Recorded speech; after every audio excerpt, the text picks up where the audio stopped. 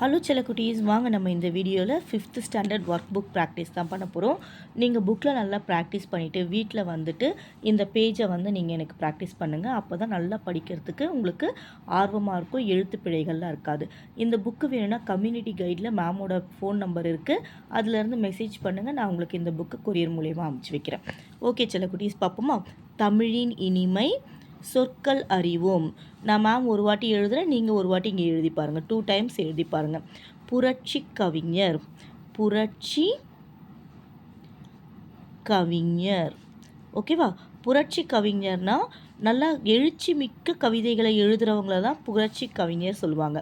அப்படிப்பட்டவர் தான் பாரதிதாசன். பாரதி தாசன்.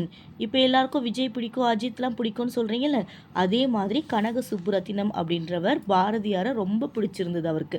அதனால் தன்னுடைய பேரையே வந்து பாரதிதாசன் அப்படின்னு மாற்றிக்கிட்டாரு.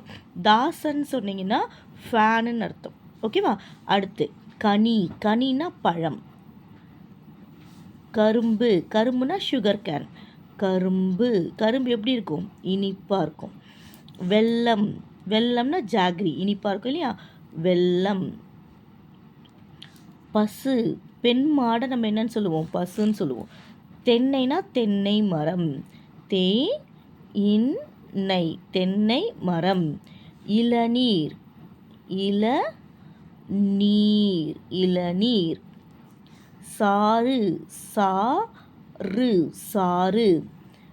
பனிமலர், பனிமலர், பனிமலர். தமிழை பொறுத்த வரைக்கும் நீங்கள் நல்லா எழுதி எழுதி பார்த்தா தான் ஸ்பெல்லிங் மிஸ்டேக்லாம் இல்லாமல் வரும். அதனால் கண்டிப்பாக 2 டைம்ஸ் வந்து எழுதி பாருங்கள். இப்போ பாருங்கள், 2 நிமிஷம் தான் மேம்க்கு ஆச்சு.